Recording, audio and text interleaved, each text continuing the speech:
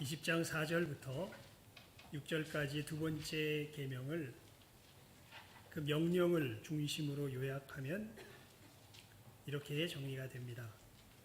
너를 위하여 새긴 우상을 만들지 말고 그것들에게 절하지 말며 그것들을 섬기지 말라.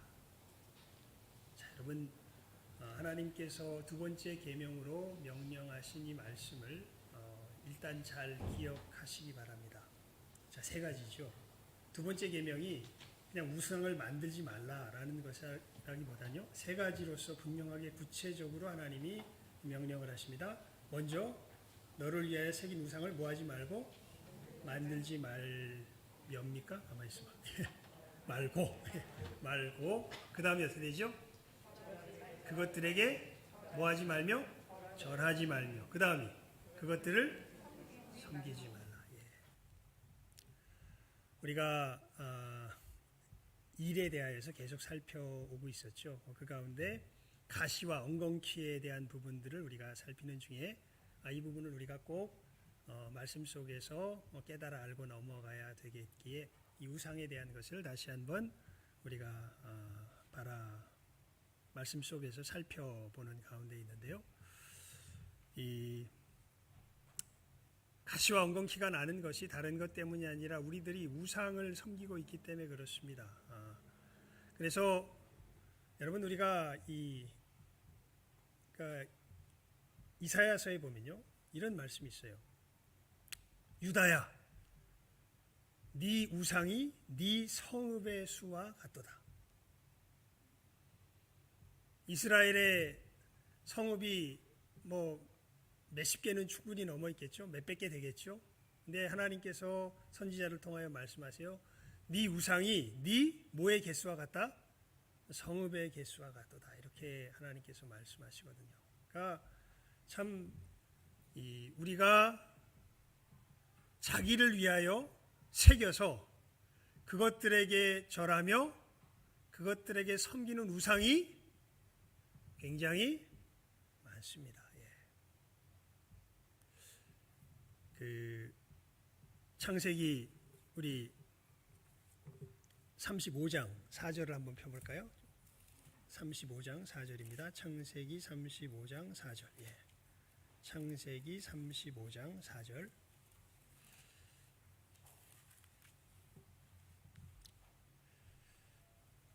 우리 3절, 2절부터 우리 4절까지 봅니다. 창세기 35장 2절부터 4절입니다. 함께 읽습니다. 이 부분은 교독하지 말고요. 우리 함께 읽어봅시다. 창세기 35장 2절부터 4절입니다. 시작. 야곱이 이에 자기 집사람과 자기와 함께한 모든 자에게 이르되 너희 중에 이방 신상을 버리고 자신을 정결케 하고 의복을 바꾸라. 우리가 일어나 베델로 올라가자. 나의 환난 날에 내게 응답하시며 나의 가는 길에서 나와 함께 하신 하나님께 내가 거기서 단을 쌓으려 하노라 하매 그들이 자기 손에 있는 모든 이방 신상과 자기 귀에 있는 고리를 야곱에게 주는지라. 야곱이 그것들을 세겜 근처 상수리 나무 아래 묻고. 아멘. 여러분, 이때가 야곱이 야복 강가에서 하나님께 이스라엘이라는 이름을 얻은 후입니다. 그래서 자기 형 에서의 복수의 손길에서도 구원함을 얻고 정말 하나님께서 이제는 자기에게 모든 것을 형통케 하신다고 세겜 땅에 이렇게 이르러서 보니까 목축하는 자로서 목축하기 더할 나위 없이 좋은 그 땅을 바라보며 엘로헤 이스라엘이라고 세겜 땅을 명명하죠. 하나님, 이스라엘의 하나님. 사실 야곱이 하나님과 약속하기로는 에서 무사히 떠나갔다가 이 가나안 땅으로 돌아오게 되면은 베델에서 하나님을 경배하겠습니다. 이렇게 약속을 했는데 그렇게 이 야복 강가에서 이제는 자기의 이 환도뼈가 꺾이면서 하나님의 사람으로서 분명한 이름까지 부여받은 이스라엘이라는 이름까지 부여받은 야곱이 이젠 이스라엘이죠. 그런데 사실 성경에 보면요, 이때 이 세겜의 사건이 있기 전까지는 계속 야곱이라고 주로 불러요. 나중에 뒤에가 이제 세겜의 사건 이후에야 이스라엘이라고 부르지. 하나님께서 이스라엘이라고 너에게 이름을 주마라고 약속을 했지만 부르는 건 이 세겜 사건 이후가 됩니다. 왜 그러냐 하면 너무 잘 드러나죠. 하나님을 섬긴다고 하는데 하나님과의 약속이 그렇게 중요하지 않습니다. 자기 쉽게 말하면 행복이 훨씬 더 중요하죠. 그래서 세겜 땅을 보고 오히려 이렇게 내가 할 수 있는 모든 것들을 평안하게 누릴 수 있는 좋은 땅을 주신 하나님을 찬양하노라 하면서 세겜 땅에 들어가서 거기서 아주 등신같이 잘 먹고 잘 살려고 하죠. 그런데 거기서 자기의 딸 디나가 세겜 족장의 아들에게 몹쓸 짓을 당하고, 그리고 거기에 격분한 자기의 두 아들 레위와 시므온이 속여서 그 부족들을 사그리 다 진멸 죽여버리죠. 그리고 나서 그 인근의 다른 부족들에게 이제는 생존의 위기에 처하는 어마어마한 상황을 깨닫고 나서야 하나님과의 약속을 기억하며 베델로 올라가기 위하여서 준비하는 과정 속에서 야곱이 하는 이야기가 35장 2절에서 4절까지의 이야기입니다. 거기에 보면 뭐를 버리고? 이방 신상을 버리고 이제는 하나님을 향하여 나아가자, 이렇게 이야기하고 있는 것이죠. 여러분, 우리가 얼마나 쉽게 우상의 지배하에 들어가는가, 우상을 섬기게 되는가. 이 우상 이야기를 하면요, 늘 어머님이 예전에 아침에 즐겨 보셨던 굉장히 옛날 드라마입니다. 드라마가 하나 생각이 나요. 어떤 드라마냐면 되게 옛날 얘기예요. 요즘 사람들은 안 볼 거예요. 어떤 내용이냐면 이 양반 쌍놈이 있던 시절에 이제 지나가면서 양반 쌍놈이 없어지고 이 변화되는 그 사회 속에서 이 양반 쌍놈이 있던 그 집안에서 이제 양반 집의 아들과 거기에서 이제 종으로 일하는 쌍놈 집의 아들이 둘이 친구예요. 그래서 양반집 아들이 참 이 양심이 바른 사람이고 참 이렇게 친근하게 대해주고 이 둘이서 그렇게 친구로서 꼭 지내오다가 이제 세월이 바뀌는 겁니다. 이제 양반 쌍놈이 없어지고 이제 이제 종의 아들이었던 이가 이제 야망도 있고 나름 능력도 있고 해가지고 이제 사업을 이렇게 하고, 이 양반 집의 아들은 머리가 좋았어요. 그래서 이제 연구하는 일이로 이제 대학을 나와서 이제 무슨 기술이나 이런 것, 기술자로서 이제 어느 회사에서 연구하는 자로 이제 들어가서 아주 이 뛰어난 이 상품을 이제 하나 기술을 개발을 해냅니다. 그래서 이제 이 사람이 이제 이걸 가지고 어떻게 할까, 이게 굉장히 훌륭한 건데 어떻게 할까 고민하고 있는데 이 친구였던, 옛날에 종이었던 그 친구가 찾아와 가지고 야, 우리 둘이서 사업을 하자. 그렇게 하고서 이 자기 친구의, 양반이었던 친구의 그 기술과 자기의 사업을 이렇게 합쳐가지고 우리가 크게 한번 성공을 해보자. 이런 얘기를 하고서 이제 사업을 일으킵니다. 그리고 그 특허권을 자기가 뺏어버려요. 그리고 이 사람을 내쫓습니다. 그러니까 이 사람은 화병일까요? 그 다음은 자세히 기억은 안 나요. 일단 아침이면 어머니가 그걸 틀어놨는데 보다가 내가 저런 걸 봐, 재미없는 걸 봐 이러면서 그러면서 저도 보게 된 거라 자세한 내용들은 기억이 안 나는데, 그런데 이제 그 과정들은 기억나서 굉장히 인상 깊게 남는 장면이 있어요. 뭐냐면 그렇게 해서 이 사람은 죽습니다. 아들은 죽고 그 양반집 자손은 죽고 그 집안이 굉장히 힘들게 돼요. 그리고 나서 그 아내 됐던 사람이 정말 자기 자식이 굉장히 위급한 수술을 해야 되는 상황과 이런 상황에 처해 있기 때문에 다시는 그 사람을 안 본다고 했지만 어디 도움을 청할 길이 없어서 그 집 앞에 허름한 옷을 입고 가서 이제 자기 자식 때문에 이 위급한 상황을 해결할 길이 다른 데는 안 보이기 때문에 가서 도움을 청하는데 냉정하게 차를 타고 지나가는 모습이 그것은 이제 생생하게 마음에 남습니다.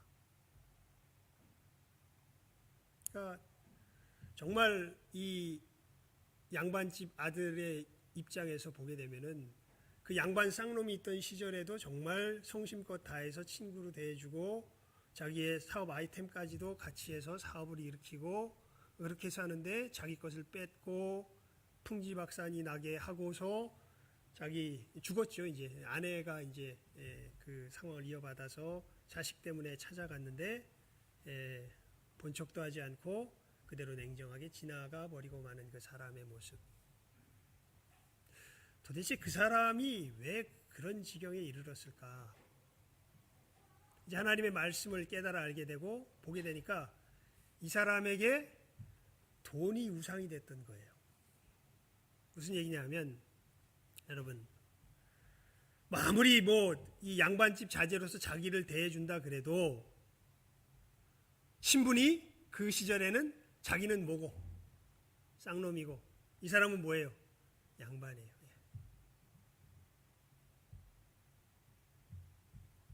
도대체 무엇이 이것을 그렇게 나누어 놓았을까? 아마 생각했을 수 있어요.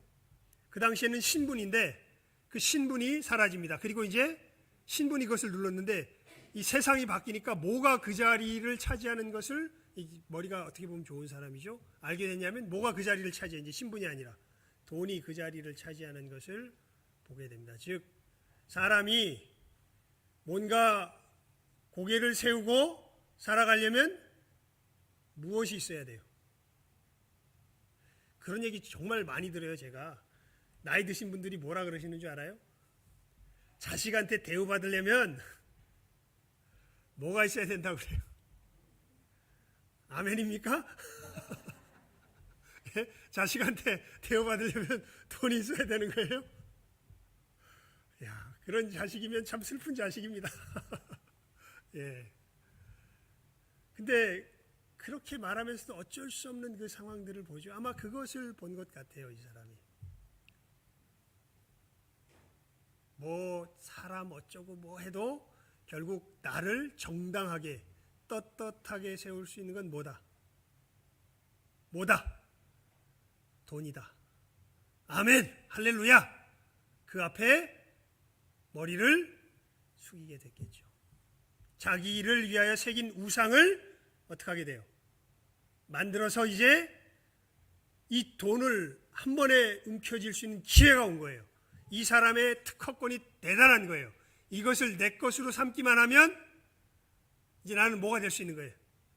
부자가 될 수 있는 거예요. 그래서 비록 나에게 잘 대해줬던 사람이지만 눈을 질끈 감고 이것이 무엇을 쥐는 길이기 때문에 돈을 쥐는 길이기 때문에 누구를 정당하게 하는 길이기 때문에 나를 정당하게 하는 길이기 때문에 눈 한번 질끈 감고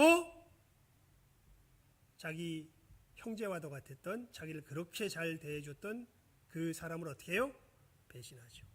이게 자기가 새긴 이 돈이라는 우상을 향해서 뭐 한 거예요? 아까 얘기했죠. 너희는 새긴 우상을 만들지 말며 그것들에게 뭐 하지 말고 절하지 말며 그렇게 배신하여서 빼앗는 순간 이 사람은 그 돈이라는 우상 앞에 뭐 한 사람이 되는 거예요? 절한 사람이 되죠. 여러분, 사람이요 섬기는 대상이 없이 살아갈 수 없을 뿐 아니라 누구든지 그 섬기는 대상을 닮아가게 되어 있습니다. 정말 그래요. 이 사람은 이제 뭐를 섬기는 자가 된 거예요? 돈을 섬기는 자가 된 거예요. 그러면 이 사람이 모습이 무엇과 같은 모습으로 변화해야 될까요? 돈과 같은 모습으로 변화됩니다. 돈 하면 수전노, 자린고비, 냉혈한, 피도 눈물도 없는 자. 정말 그렇게 되죠. 피도 눈물도 없는 자가 되죠. 자기가 그렇게 빼앗아서 그로 인하여서 자기의 부가 그렇게 높아졌건만 그 집에서 병 때문에 위독하여서 정말 원수인데 다시는 안 보겠다 그랬는데 다른 데 갈 곳이 없어서 도움을 청하러 온 그 사람의 자기 이 친구의 아내에게 냉혈한으로서 그대로 지나가 버리고 마는 이 모습, 여러분 섬기지 말라라고 되어 있는 이 말씀은요 사실은 히브리 말 자체로 보면요 이 섬기게 될 것이다라는 의미가 있어요. 무슨 얘기냐면 말하면 이런 거예요. 너희들이 우상을 만들어서 그것들을 섬겨서 경배하기 시작하면 그 우상이 너를 뭐하게 될 거다? 지배하게 될 거다. 그런 의미입니다. 예. 사실 중독과 비슷하죠. 그래서 우상 숭배는 중독의 현상과 똑같습니다. 여러분 그 얘기 제가 자주 드렸죠. 저도 뭐 그건 아니지만 술꾼들에게 들은 얘기인데요. 처음에는 사람이 뭐를 마시고 술을 마시고 나중에 술이 이제 점점 깊어지면 술이 술을 마시고 나중에 이제는 몹쓸 지경에까지 이르면 술이 사람을 마시는 지경에 이르게 되죠. 예. 담배 피우는 사람들 처음에는 호기심에서 피우다가 나중에는 근심과 걱정이 되어서 그때 담배를 피면 뭔가 위로가 되기 때문에 피우다가 나중에는 아예 내 건강이 폐가 상하여졌음에도 불구하고 담배를 피지 않으면 어떻게 돼요? 견딜 수 없는 지경에 이르게 되죠. 여러분 우리가 이렇게 우리 삶 속에서요 자기도 모르게 무엇인가 우상을 정하여서 그 우상 앞에 섬기는 가운데 우상의 지배를 받게 되는 이러한 수많은 일들이 우리 삶 속에서 일어납니다. 그리고 이렇게 우상 숭배자가 그득해질 때 우리 주변에 뭐가 생겨나기 시작한다고요? 지난주 설교 제목이었죠. 가시와 엉겅퀴들이 생겨나기 시작하는 것이죠. 예. 그래서 그러니까 남들 얘기할 게 아니라 오늘 말씀은 누구를 살펴보자. 나를 살펴보자. 제 설교 제목이 뭐예요? 나의 우상을. 나는 예수 믿어. 그런다고 여러분의 우상이 없을까요? 아니요. 우상이 있습니다. 유다야, 내 우상의 수가 내 성읍의 수와 같도다. 사실 굉장히 많습니다. 여러분 데살로니가 전서 1장 한번 펴보시겠습니까? 데살로니가 전서 1장입니다. 데살로니가 전서 1장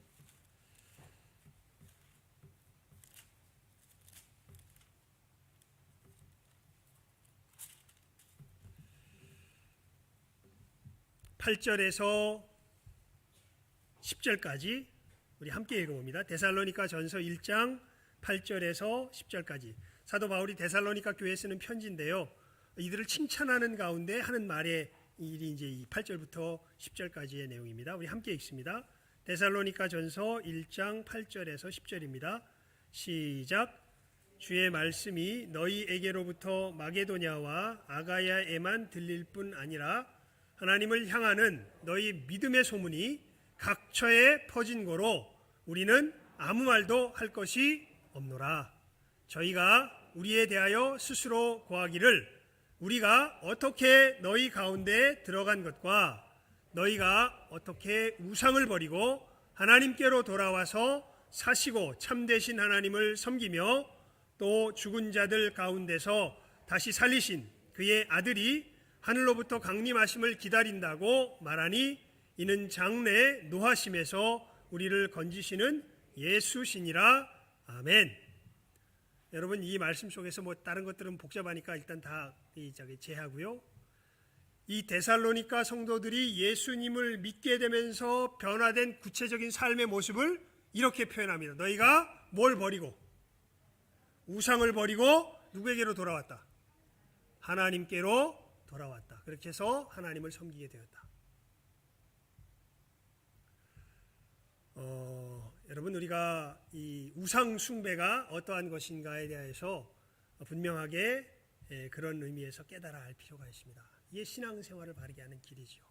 여러분 뭐가 우상이 되냐면요. 이걸 일단 잘 아셔야 돼요. 그러니까 어떻게 우리가 우리를 위하여 새긴 우상을 만들기 시작하냐 하면, 뭐가 나에게 우상이 되기 시작하냐 하면, 저것이 있으면 내가 진짜 내가 되겠다. 진짜 당당하게 설 수 있겠다. 저것이 있으면. 아까 그 드라마 속에서는 이 사람은 그것이 뭐가 됐던 거예요? 돈이 되죠. 어떤 사람은요, 그것이 용모가 되는 사람도 있습니다. 내가 이 몸매만 받쳐주면 얼굴은 괜찮은데 이 몸매가 좀 그래. 내가 몸매만 좀 받쳐주면 다른 사람들이 나를 제대로 봐주겠다. 그렇게 해서 이제 자기 몸매에 목숨 걸기 시작하면 이 사람은 뭐가 우상이 되는 걸까요? 자기 몸매가 우상이 되기 시작합니다. 굉장히 많아요. 여러분, 어떤 사람은요, 너무 놀랍게도 이렇게 되면 아마 많은 부모님들이 좋아할 것 같아요. 자식이 공부가 뭐가 될 수도 있어요. 우상이 될 수도 있어요. 공부가. 예, 공부가 우상이 된 사람들은 정말 죽을 듯이 뭐 할까요? 공부합니다. 예. 좋겠죠? 자, 근데 뭐가 됐다고요? 공부가 우상이 된다고요. 예. 물질이 우상이 되는 사람, 돈이 우상이 되는 사람들이 많죠. 그러니까 어떤 물질이라고 할 때 좀 더 포괄적입니다. 뭐냐면 어느 정도 수준을 이야기해요. 내게 집은 어느 정도, 먹는 삶의 수준은 어느 정도, 사회에서의 지위는 어느 정도, 이거는 돼야 내가 그래도 사람답게 살아가는 거지. 이 정도는 있어야지. 이렇게 이것이 자기의 정당성에, 나를 정당하게 세우는데 가장 그 무엇보다도 우선되는 것이라고 내 속에서 실제로, 어떤 사람은 지식이 우상이 됩니다. 실제로 내 속에서 새겨지기 시작하고 이제 그것을 얻기 위하여 자기 삶을 드리는 것이 뭐 하는 거예요? 절하는 거예요. 그러면 나중에는 이제 뭐가, 내가 그렇게 만들어 놓은 우상이 나를 어떻게 해요? 다스리기 시작합니다. 그런데 이렇게 구체적인 우상으로 나타나는 것 밑바닥에 보면요, 이것은 제가 볼 때 제가 요즘 자주 인용하던 팀 켈러 목사님을 자주 인용했죠. 이분이 우리가 어떻게 이런 구체적인 우상으로 빠져 들어가게 되는가, 훨씬 더 근본적인 어떤 구체화되기 전에 나타나는 우리들의 기질과 연결된 근본적인 우상의 모습을 잘 이야기해 줬습니다. 이게 뭐냐면 사람마다요, 어떤 우상에 빠져들기가 쉬워요.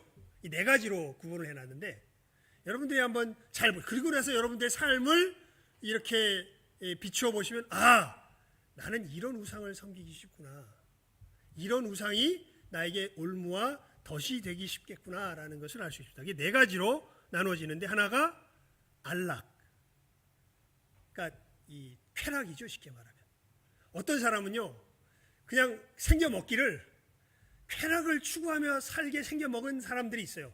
이게 나쁘다고만 말할 수 없는 게, 하나님께서 어떻게 보면 그릇을 그렇게 좀 만들어 주신 사람들이 있어요. 어떤 사람이 있는가 하면 또 인정. 어떤 사람은 남에게 인정을 못 받으면 못 살아.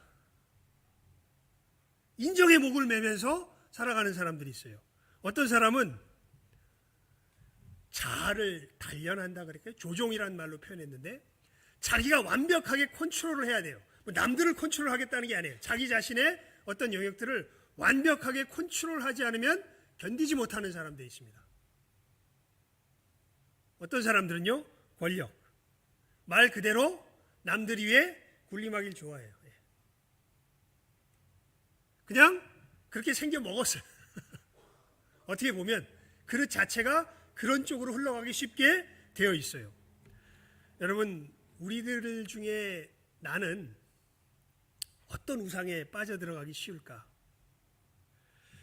내가 안락의 우상에 빠져들어가기 쉬운 사람은요, 이 사람한테 내가 이게 최악의 악몽인지, 난 이런 일이 되는 것만 생각이 들면 견딜 수 없어서 그냥 이 고함 쳐버리고 어떻게 이 어떻게 할 수 없을 정도에 이르게 되는 큰 고통이 뭐냐면 이 안락의 우상에 빠져들어간 사람은 스트레스를 못 견뎌요.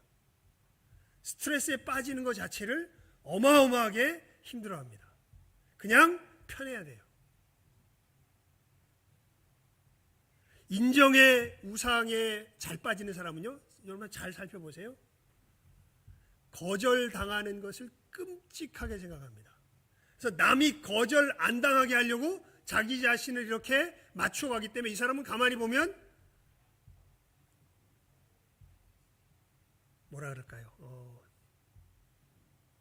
줏대가 없어 보여요. 그 점에서 보면 남에게 인정받는 것에 거기에 목매면서 살아가는 그러한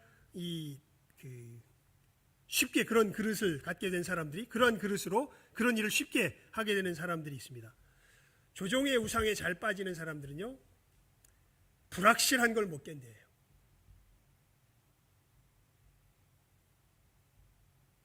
제가 아마 대표적으로 조종의 우상에 빠진 사람 중에 하나일 건데요.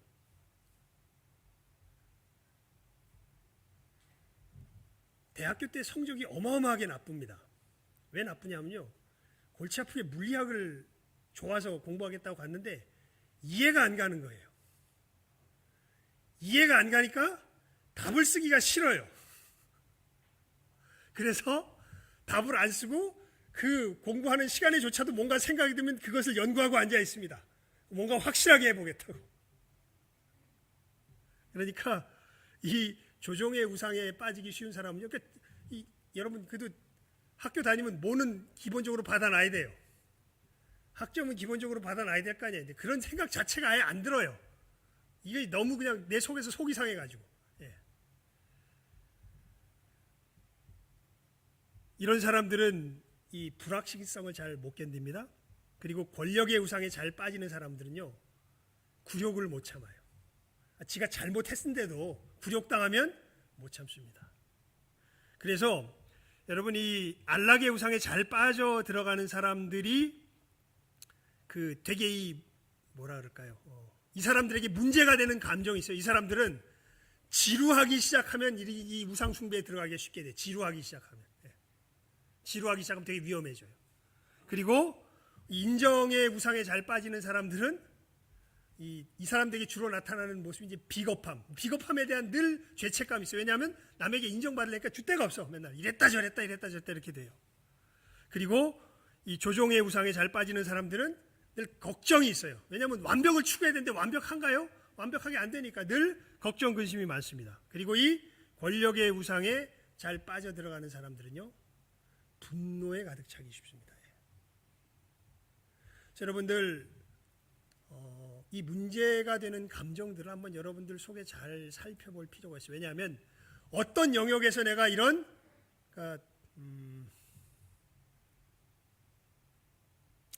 우리 교회 일 하다가도 어떤 사람 막 격분을 하잖아요. 왜 격분을 하나 가만히 보면 이게 사실은 하나님의 의를 위하여서 하는 게 아니라 자기가 뭘 쥐고 싶은 거예요. 권력을 쥐고 싶은 거예요. 그러니까 이렇게 될 때 내가 권력의 노예가 되고 분을 내기 시작합니다. 왜냐하면 그래서 여러분이 특별히 교회에서 지도자가 될 사람이 가장 중요하게 갖춰야 될 품성을 성경에서 계속 강조하는 게 뭘 이야기하냐면 뭘 이야기할까요? 온유함을 이야기합니다. 칭찬도 온유함이라고 하고 꾸짖는 것도 뭐로 하고? 온유함으로 하고요. 사단이 우리를 가장 깊게 쉽게 틈탈 때 우리로 어떤 감정을 일으켜서 틈탈까요? 분노의 감정을 일으켜서 틈타기 시작합니다.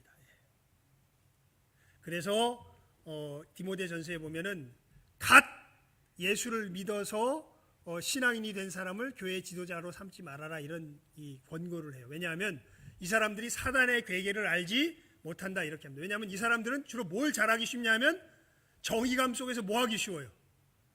격분하기 쉬워요. 하나님의 사람은 징계도 뭐로 할 줄 알아야 돼요? 온유함으로 할 줄 알아야 돼요. 근데 이 처음 된 사람은 정의감에 너무 사로잡혀서 오히려 격분하다가 누구의 괴계에 쉽게 넘어가 버려요? 사단의 괴계에 쉽게 넘어가 버려요. 다 망쳐버립니다. 우리 지난주에 살폈죠. 병원 행정을 좀 개혁해 보겠다고 해서 사람들한테 처음에는 뭔가 개혁해가지고 했더니 오히려 의사들과 이런 사람들은 스트레스가 더 쌓이니까 막 불만 불평하게 되고, 그러니까 이 사람이 격분해가지고 어떻게 버려요. 니들이 의사냐? 사기꾼들이지. 사람 생명 가지고 장사하는 장사꾼들이 니들이 인수를 펼치는 의사냐? 이런 식으로 회의에서 격분을 해서 그냥 터트려 버린 바람에 오히려 그 일들이 다 어떻게 돼버립니까? 그래, 너 잘났다, 너 혼자 다 해먹어라 이러고서 끝내버리고 말죠. 예. 여러분, 우리가 이러한 어떻게 보면 이건 여러분, 우리가 쾌락을 누리는 것이 선한가요, 악한가요? 선합니다. 남들에게 인정받는 것이 선한가요, 악한가요? 선한 겁니다. 내가 내 자신을 완벽하게 컨트롤할 수 있는 것이 선한가요, 악한가요? 선합니다. 사실 권력을 누리는 것은요, 하나님께서 우리를 권력을 행사하는 존재로 지으셨어요. 이 세상을 뭐하는 존재로 지으셨어요? 다스리는 존재로 지으셨어요. 다 뭐한 거예요, 사실은? 선한 거예요.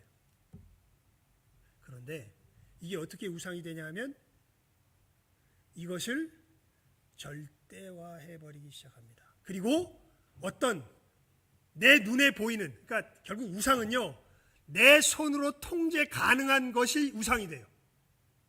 돈 벌 수 있습니까? 벌 수 없습니까? 벌 수 있어요. 아까 드라마에서 나왔잖아요. 기회가 오면 윤리고 도덕이고 뭐고 다 뭉개버리고 뭐 해버리면 돼요? 낚아채버리면 돼요. 거짓말, 재능입니다.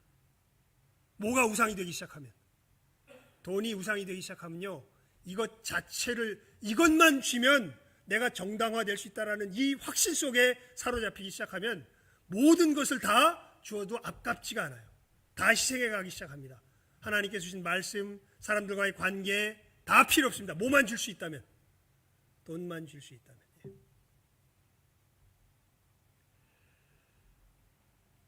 근데 그 돈의 유혹에 빠지게 될 때 안락 때문에 빠지게 되는 사람들이 있고, 인정받으려는 것 때문에 빠지게 되는 사람들이 있고, 조종하려는 어떤 이런 이 욕구 때문에 빠지려는 사람들이 있고, 이 권력을 쥐기 위한, 왜냐면 권력이 있으면, 돈이 있으면 권력이 생기니까요.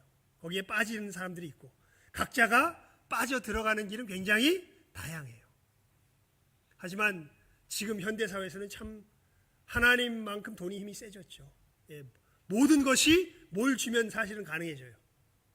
돈을 주면 가능해지는 것처럼 이만큼 우리가 우상에 깊이 물들어져 있는 거죠. 가능해져 보이는 거지. 사실은 진정한 쾌락이 돈이 많다고 얻어지나요? 진정한 사람들의 인정이 돈이 많다고 내가 받나요? 진짜 내 자신을 조종할 수 있는 것이 많은 돈을 들여가지고 좋은 트레이너 드리고 좋은 교사 해가지고 내가 잘 배우면, 그러면 내가 모든 것들을 완벽하게 통제할 수 있는 지식을 얻을 수 있나요? 진정한 권력이 정말 돈으로 얻을 수 있다면 벌써 우리나라는 삼성이 지배했겠죠. 비슷한 현상이 일어난 것 같기도 하긴 하지만 하여간 아직 그러진 못하잖아요. 여러분, 하지만 우리들 마음속에 이러한 유혹이 어마어마하게 잘 다가오는 부분들이 있습니다. 그러니까 이 부분, 그래서 이것을 우리가 잘 분별하는 것이 우리가 우상 숭배를 버리며 우상 숭배에서 떠나가게 되는 하나의 첫걸음이 되는 것이죠. 여러분, 한번 우리들 자신의, 하나님께서 기본적으로 주신 그릇이긴 한데 어떠한 부분에 쉽게 유혹을 받는가 하는 부분들을 잘 한번 살펴볼 필요가 있습니다. 늘 이것을 틈타서 무엇이 우리들에게 생기기 시작해요? 우상이 생기기 시작해요. 그래서 이런 분별력이 생기기 시작하면 마귀가 호미로 막을 거, 이 분별력이 생기면 이제 우상 숭배를 뭐로 막을 수 있어요? 우리가 호미로 막을 수 있어요. 그런데 이걸 분별하지 못하면 나중에는 어마어마한 이제 애를 써서 우리가 막아야 될 그런 일들이 생기게 되니까, 이 말씀에서 이야기하는 이 부분, 너를 위하여 새긴 우상을 만들지 말며 무엇이 나를 위할 것인가. 우리가 이 내 영역에서 특별히 쉽게 유혹당하기 쉬운 부분들이 있다는 걸 잘 아시고, 이러한 이 감정들이 들 때마다 지루해지거나, 이 안락의 우상이 있는 사람들 아시죠? 예. 이것도 저도 조금 있는 것 같아요. 그러니까 노는 건 정말 좋아해요. 제가 그래서 목사 되는 걸 그렇게 스스로 저하했었거든요. 노는 걸 정말 좋아해가지고. 지루하면 위험해지기 시작하죠. 그리고 이 조종, 무엇인가 뭐 하면 끝장을 봐야 됩니다. 일단 초등학교 때는 야구를 해도 야구공을 어떻게 하면 빠르게 던질 수 있을까 끝장을 봐야 속이 시원했어요. 그래서 야구공을 꽤 잘 던집니다. 근데 그것이 되니까 공부고 뭐고 다 필요 없죠. 이제 쉬는 날만 되면 들고 나가서 그냥 야구공 글러브 들고 나가가지고 새벽부터 밤늦게까지 야구하고 돌아오고. 조종의 우상, 권력의 우상, 각자마다 우리들 속에서 하나님 앞에서 쉽게 빠져들기 쉬운 우상들이 있습니다. 여러분, 이것들을 잘 분별하며 이런 유혹이 올 때마다 주님의 이 부분 읽고 우리 말씀을 맺읍시다. 우리 히브리서 9장 14절입니다. 우리 히브리서 9장 14절 말씀. 히브리서 9장 14절. 히브리서 9장 14절 우리 함께 읽습니다.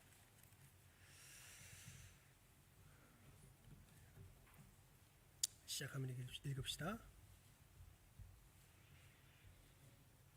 자주 읽었던 말씀이죠. 시작.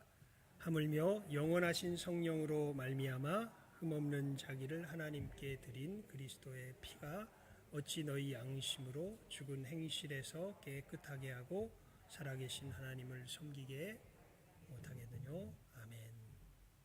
그렇죠, 여러분.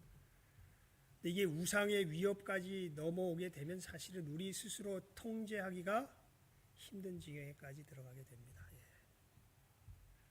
그래서 우리가 이 예배 시간에 잘 나와야죠. 이 시간에 예수님 말씀하셨죠. 두세 사람이 내 이름으로 모인 곳에는 나도 그들 중에 있느니라. 그리고 주님 말씀하시죠. 내가 너희 발을 씻기지 아니하면 너희가 나와 상관이 없다. 예수님 목욕도 씻겨주세요. 한번 목욕한 사람은 다시 목욕할 필요 없다. 하지만 내가 너희 발을 씻기지 아니하면 너희가 나와 뭐가 없으리라? 상관이 없으리라. 여러분, 우리가 이 시간에 예배 드리는 예배의 가장 중요한 의미 중에 하나가 이것이죠. 우리들 속에 자기도 모르게 자리 잡으려고 하는 이 우상, 아니 이미 자리 잡은 이 우상들, 이것을 극복하고 이기며 나아갈 수 있는 유일한 힘이 누구에게서부터 옵니까? 우리 주 예수 그리스도에게서부터 오는 것이죠. 이 은혜를 받아서 우리들의 우상들을 잘 분별하며 여러분, 우리들의 삶의 현장에서 참되신 하나님을 바르게 섬기며 나아갈 줄 아는 우리 귀한 영혼들 다 될 수 있기를 주님의 이름으로 축원을 드립니다. 기도하겠습니다. 하나님 아버지, 저희들이 이 시간에 두 번째 계명을 살폈습니다. 우리들 삶을 살아가면서 피부에 뼈저리게 와닿게 정말 돈이 있으면 내 삶이 그럴듯해질 것이라고 우리들은 성경의 어느 말씀보다 확실하게 믿겨지는 때가 얼마나 많은 줄 모릅니다.